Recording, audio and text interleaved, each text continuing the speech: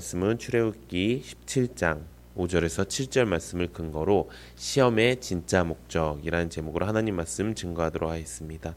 하나님 나라에 향하여 출애굽기 강의 75번째 시간입니다.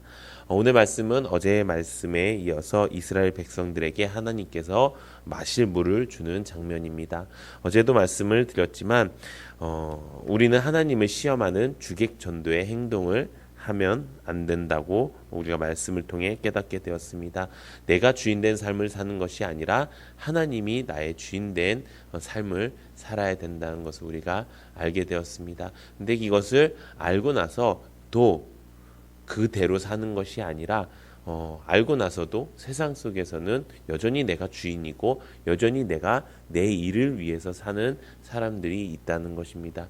그것을 우리가 하지 않게 하기 위해서 하나님께서 우리에게 주신 것이 바로 이 말씀과 그 교회와 성령이라는 것입니다.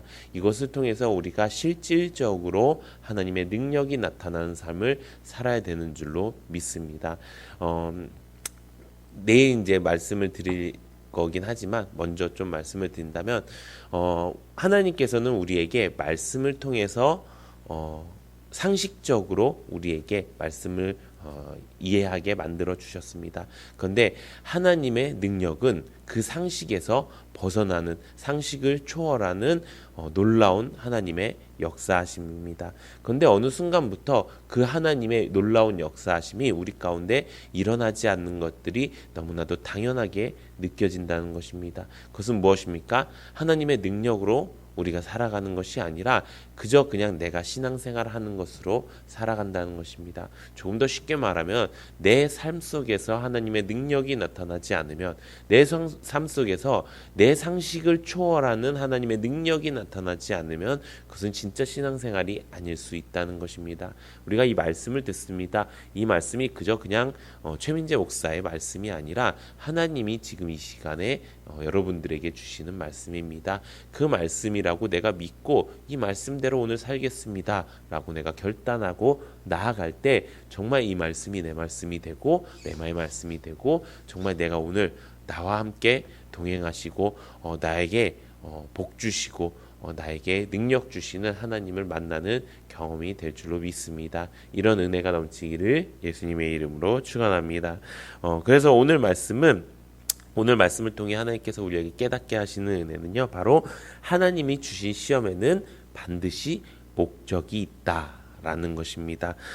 하나님께서 이들이 하나님을 시험하는 것처럼 보였습니다. 근데 하나님께서 이들에게 이렇게 말씀하고 있습니다. 시편 81편 7절 우리 함께 읽어보도록 하겠습니다. 시작.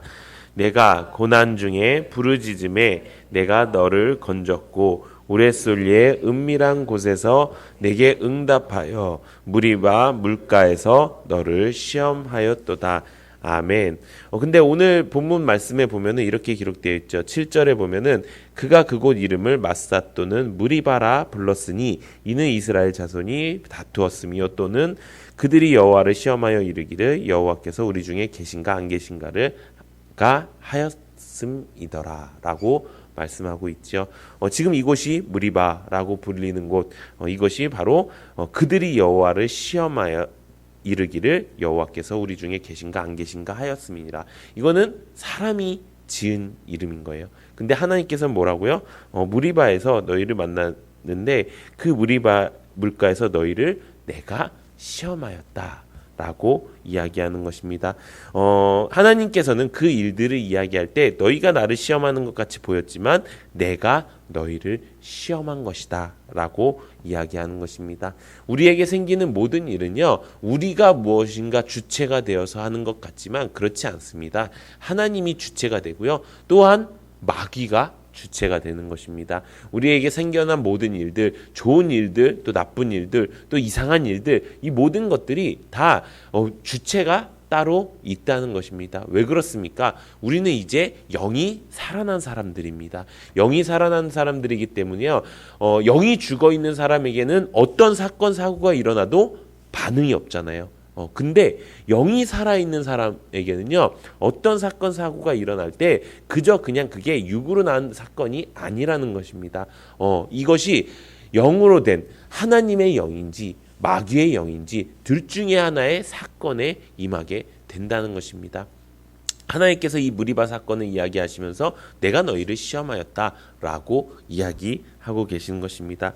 그렇다면 우리의 주인 되신 하나님께서는 왜 우리를 그렇게 시험을 주시는 것일까요? 이 말씀을 통해서 하나님께서 이렇게 말씀하셨습니다. 출애굽기 20장 20절 우리 함께 읽어보도록 하겠습니다. 시작. 모세가 백성에게 이르되 두려워하지 말라. 하나님이 임하심은 너희를 시험하고 너희로 경외하여 범죄하지 않게 하려 하시니라. 아멘. 하나님이 시험하시는 이유가 무엇이라고요? 우리로 하여금 범죄하지 않게 하기 위해서라는 것입니다. 우리가 하나님과 떨어지게 된 이유가 무엇입니까? 원래 우리는 하나님과 연합한 존재였습니다. 원래 우리는 하나님과 창조 그 목적대로 살고 있었다라면은 하나님과 우리는 뗄래야 뗄 수가 없는 존재였습니다. 에덴 동산에서 살고 있었을 것이고요. 그 어떤 어려움도 아픔도 겪지 않아도 됐었을 것입니다. 그런데 왜 우리는 하나님께 떨어지게 되었습니까?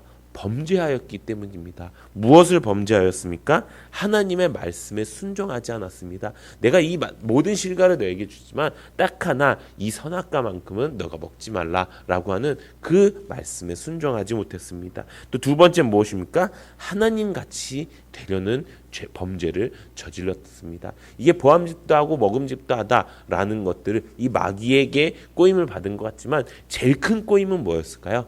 너가 이걸 먹으면 하나님같이 될 거야 라는 그 꼬임에 넘어간 것입니다. 그렇기 때문에 하나님께서 뭐라고 말씀하시는 것입니까?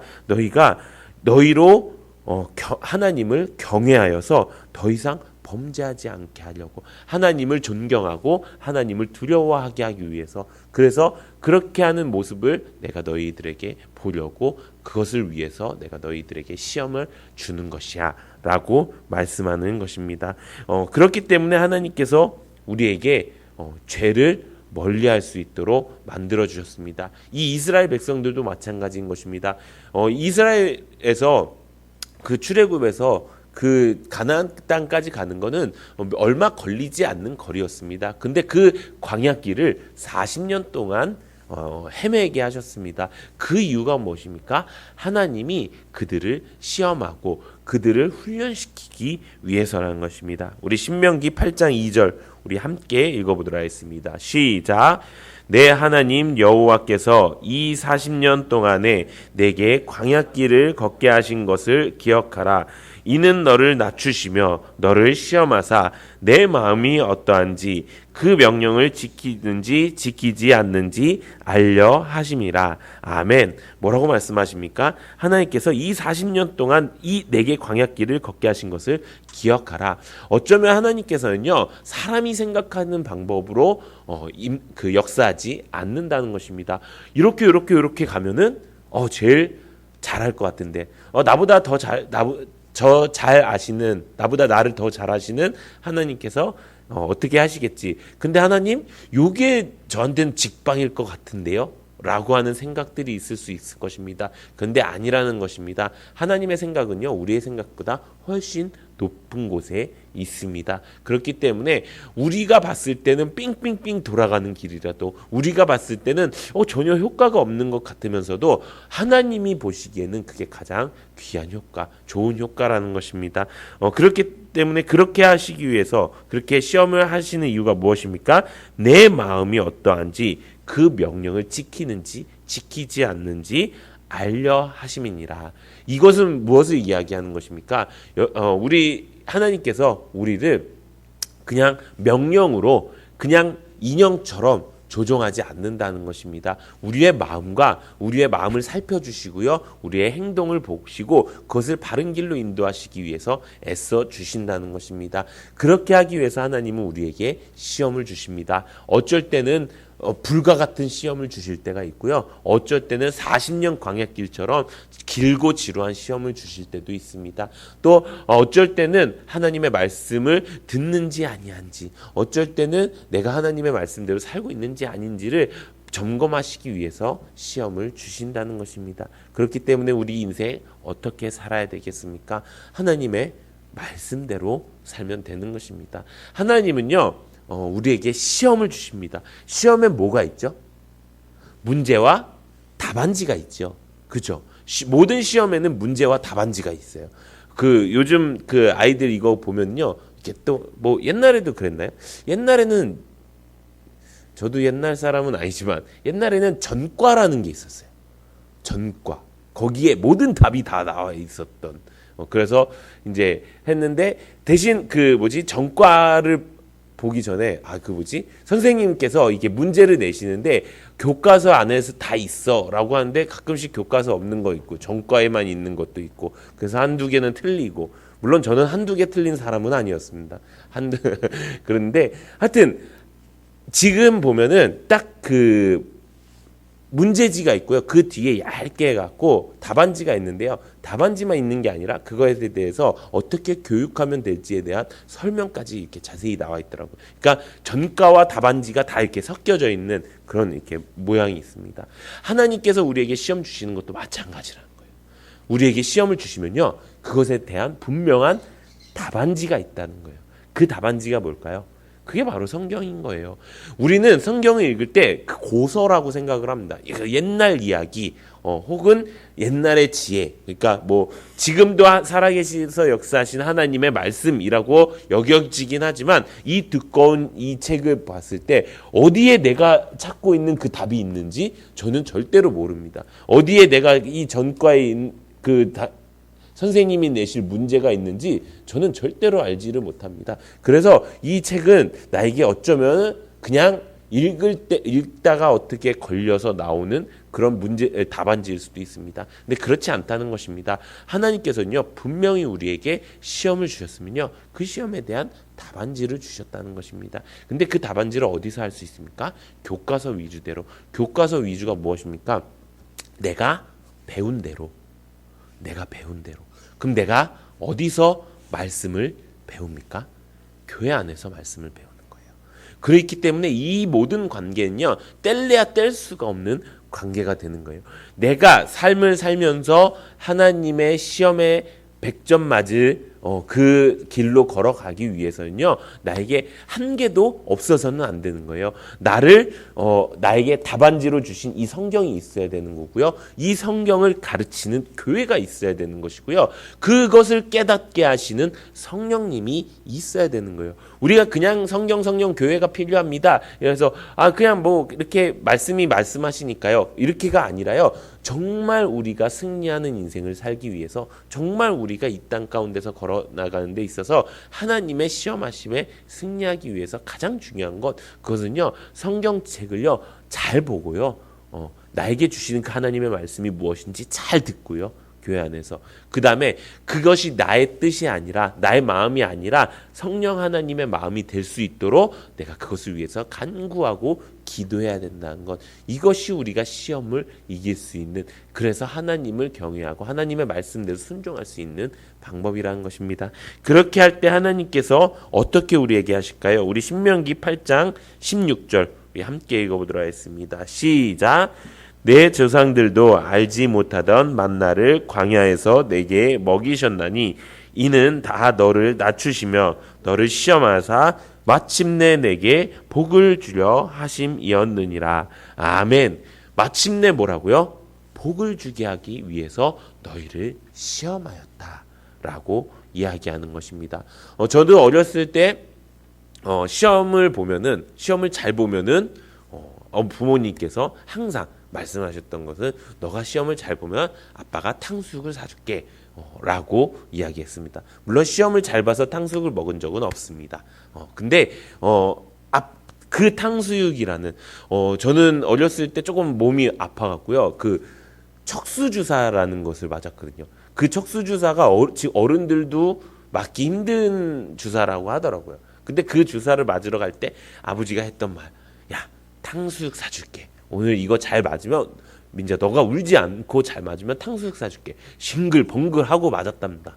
저는 기억도 안 나요. 한 8살 때 일이라고 하는데 저는 기억도 안 나요. 탕수육 먹은 일만 기억나요. 저희 집 앞에 되게 맛있는 탕수육집이, 짜장면집이 있었는데 정말 기억나요. 저한테는 그게 인생의 가장 큰 상급이었어요. 우리 인생도 마찬가지라는 거예요. 하나님께서 우리에게 주실 그 복을 기대하고 나가잖아요. 그러면은 척수주사도 무섭지 않는 거예요. 내 인생에 그 어떤 아픔과 괴로움과 슬픔도요 다 잊어버릴 수 있을 만큼 하나님이 그 큰 복을 우리에게 주신다는 것입니다. 언제요? 내 생각 금생에, 지금 이 생에도, 금생 그 다음 생에도 하나님께서 우리에게 그 큰 복을 허락해 주신다는 것입니다. 사랑하는 성도 여러분, 우리가 이렇게 살기 원합니다. 하나님께서 우리에게 시험 주시게 하는 가장 큰 목적은요, 우리로 하여금 바른 길로 가게 하기 위해서고요. 그 바른 길의 끝에 하나님의 복이 놓여져 있다는 것입니다. 우리에게 가장 큰 복이 무엇일까요? 가나안 땅에 들어가는 거예요. 약속의 땅에 들어가는 거예요. 하나님과 함께 그 약속의 땅에 들어가서 그 모든 것들을 다 누리고 사는 거예요. 우리가 이렇게 사는 은혜가 있기를 바랍니다. 그래서 사랑하는 모든 성도님들이 나에게 주어진 그 시험 가운데 내가 이것을 어려워하는 것이 아니라 하나님께서 나에게 다 주셨어. 답안지도 주셨고 무엇인가 가르쳐 주셨고 그것을 이길 수 있는 성령 하나님도 주셨어. 내가 이제 이것을 가지고 하나님이 말씀하시는 그 답대로 걸어가겠어. 그래서 하나님이 주신 그 복을 하나도 놓치지 않고 받겠어 라고 결단하시는 우리 모든 성도님들 되시기를 예수님의 이름으로 축원합니다.